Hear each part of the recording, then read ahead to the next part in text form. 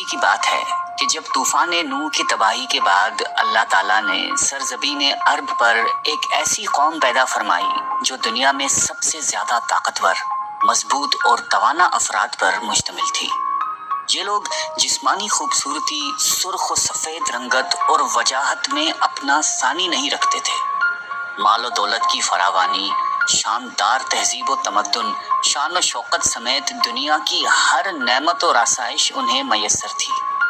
قرآن کریم میں ارشاد باری تعالیٰ ہے کہ ان جیسی کوئی اور قوم اور ملکوں میں پیدا نہیں کی۔ قوم عاد کے متعلق تفصیل سوائے قرآن کریم کے کسی اور مذہبی یا قدیمی تاریخی کتب میں نہیں ملتی۔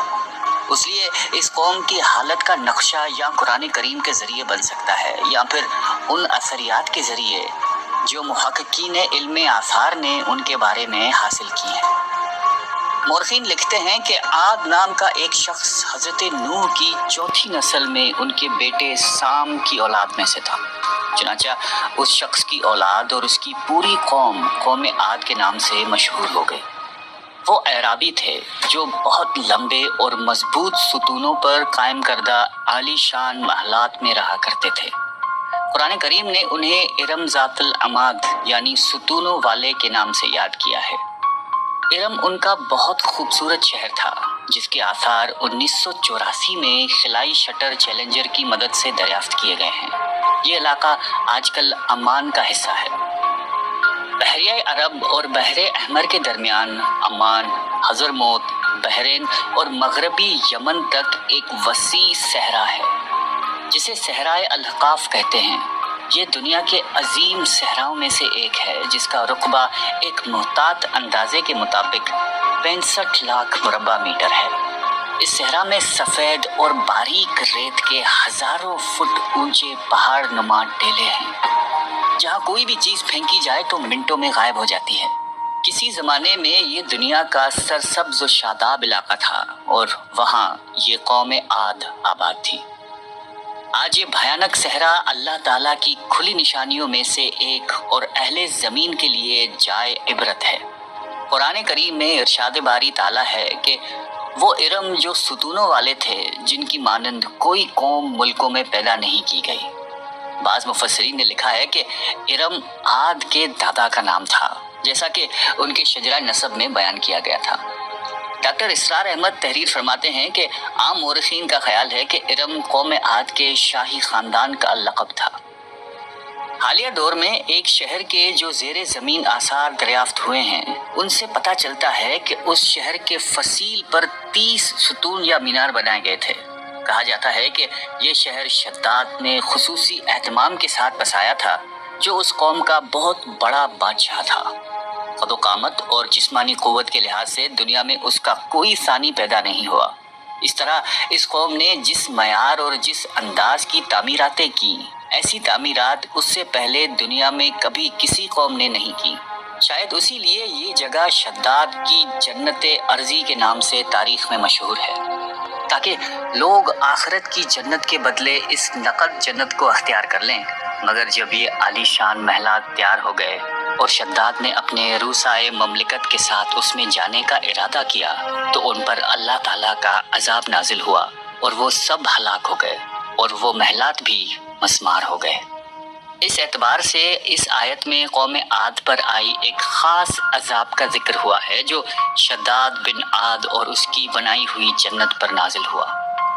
ایک اور روایت کے مطابق عاد کے بیٹے شداد نے جب جنت کے نام اور خصوصیات سے متعلق سنا تو اس نے زمین پر ایسی ہی جنت بنانے کا ارادہ کیا اور عدن کے کسی صحرا میں تعمیرات کا کام شروع کر دیا اور مسلسل 300 برس کی شب و روز کی محنت کے بعد دنیا میں ایک خوبصورت جنت بنا دی جس میں شاندار محلات بھی تھے اور نہریں اور آبشار بھی۔ شداد کی عمر 900 سال ہو چکی تھی۔ ایک دن اس نے قوم عاد کے لوگوں کو جنت کے دیدار کی دعوت دی۔ وقت مقررہ پر وہ اپنے لوگوں کے ساتھ جنت کی جانب روانہ ہوا۔ ابھی شہر ارم کے عالی شان دروازے کے قریب ہی پہنچا تھا کہ رب ذوالجلال کے عذاب نے آ گھیرا۔ یوں شداد اپنی جنت کے ساتھ زمین میں ہی زندہ دفن ہو گیا۔ طوفان نوح کے بعد قوم عاد ہی وہ پہلی قوم تھی جو بتوں کے پجاری بنے۔ علامہ جلال الدین سیوطی اپنی تفسیر میں تحریر کرتے ہیں کہ قوم عاد نہایتی زوراور اور بہادر قوم تھی۔ وہ سب بت پرست تھے۔ مختلف کتب میں ان کے بتوں کے مختلف نام بیان کیے گئے ہیں۔ کچھ نے بتوں کے نام صدا، سمود اور ہیرا بتائے ہیں۔ مورخین کی رائے کے مطابق ان کے معبود بھی قوم نوح کی طرح پتھر کے 5 بت یعنی ود، سوا، یغوث، یعوق اور نصر ہی تھے۔ کفر و شرک کے سمندر میں غرق قوم عاد کی بد اعمالیاں جب اپنی انتہا کو پہنچ گئیں تو اللہ تعالیٰ نے انہی کے قوم کے ایک نیک اور صالح بندے کو ان پر پیغمبر بنا کر مبعوث فرمایا۔ حضرت ہود قوم عاد کی سب سے معزز شاخ خلود کے ایک خوبصورت اور وجیح شخص تھے۔ حضرت ہود علیہ السلام نے ان سے کہا کہ بھائیو، ایک اللہ ہی کی عبادت کرو، اس کے سوا کوئی تمہارا معبود نہیں۔ قوم عاد کے سرداروں نے جواب دیا کہ تم ہمیں احمق نظر آتے ہو اور ہماری نظر میں تم جھوٹے ہو۔ حضرت ہود نے کہا کہ میں رب العالمین کا پیغمبر ہوں اور اللہ کا پیغام تم تک پہنچاتا ہوں۔ کہنے لگے تم ہمارے پاس اس لیے آئے ہو کہ ہم اپنے ان معبودوں کو چھوڑ دیں جنہیں ہمارے باپ دادا پوجتے تھے اور صرف ایک اللہ کی عبادت کریں؟ اگر تم سچے ہو تو جس عذاب سے ہمیں ڈراتے ہو وہ لے آؤ۔ حضرت ہود مسلسل 50 برس یا اس سے بھی زیادہ واعظ و نصیحت کرتے رہے۔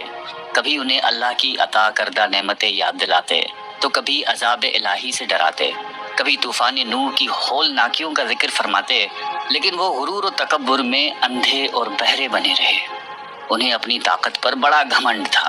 ارشاد باری تعالیٰ ہے کہ قوم عاد ناحق ملک میں غرور کرنے لگی اور کہنے لگی کہ ہم سے بڑھ کر قوت میں کون ہے۔ قوم عاد کے 13 خاندان تھے۔ عمان سے لے کر یمن تک ایک طویل علاقے میں ان کی بستیاں تھیں۔ سرسبز و شاداب کھیت و کھلیان، پھلوں پھولوں سے لدے ہوئے باغات، میٹھے پانی کی بل کھاتی نہریں، خوبصورت آبشاریں اور تندرست و توانا قوی، مضبوط اور قداور جسامتیں، انہی سب نعمتوں نے انہیں شدید گھمنڈ میں مبتلا کر رکھا تھا۔ حضرت ہود علیہ السلام نے اپنی قوم کو راہ راست پر لانے کے لیے بڑی جدوجہد کی، لیکن قوم عاد آپ کو جادوگر اور سحر زدہ شخص خیال کرتے تھے کہ جنہیں ان کے پتھر کے باطل خداؤں نے دیوانہ بنا دیا تھا۔ بالآخر وہ لمحہ بھی آ گیا کہ جب حضرت ہود علیہ السلام نے بارگاہ الہی میں دعا فرمائی کہ اے میرے پروردگار، انہوں نے مجھے جھوٹا کہا ہے، اب تو میری مدد کر۔ فرمایا اے نبی، یہ تھوڑے ہی عرصے میں اپنے کیے پر پچھتانے لگیں گے۔ اللہ تعالیٰ نے اپنے نبی کی دعا قبول فرمائی اور قوم عاد پر عذاب کی ابتدا ہوئی۔ بادلوں کے فرشتے کو حکم ملا کہ اب بارش نہ برسائی جائے۔ چشموں کے فرشتوں کو حکم ملا کہ ان کے چشموں اور آبشاروں کو خشک کر دو۔ دیکھتے ہی دیکھتے شادابی ویرانی میں بدل گئی، مویشی مرنے لگے، پھل اناج ناپید ہو گیا۔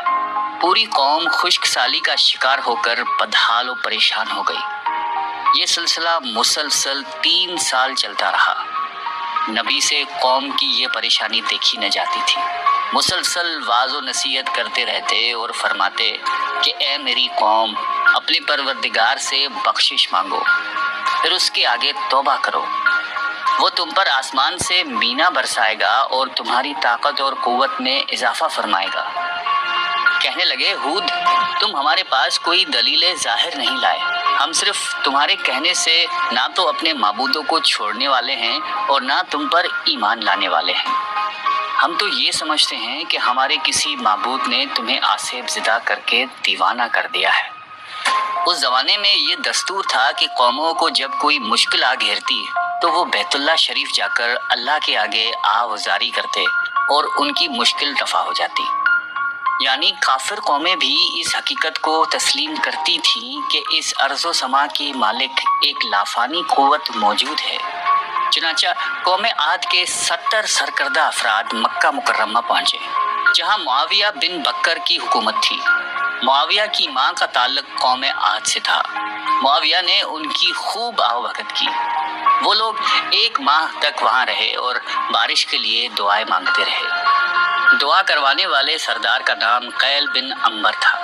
اللہ تعالیٰ نے ان پر 3 رنگوں کے بادل بھیج دیے، سفید، سرخ اور سیاہ۔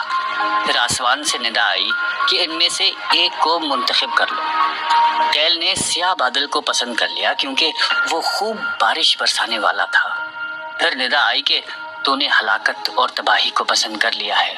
چنانچہ اللہ تعالیٰ نے سیاہ بادلوں کو قوم عاد کی جانب ہانک دیا، جسے دیکھ کر پوری قوم خوشی کے شادیانے بجانے لگے۔ ارشاد باری تعالیٰ ہے کہ جب انہوں نے اس عذاب کو دیکھا جو بادل کی صورت میں ان کے میدانوں کی طرف آ رہا تھا، تو کہنے لگے یہ تو بادل ہے جو ہم پر برس کر رہے گا۔ تو اللہ تعالیٰ نے فرمایا نہیں، بلکہ یہ وہ چیز ہے جس کے لیے تم جلدی کرتے تھے، یعنی آندھی جس میں درد دینے والا عذاب بھرا ہوا ہے۔ یہ ہر چیز کو اپنے پروردگار کے حکم سے تباہ کیے دیتی ہے۔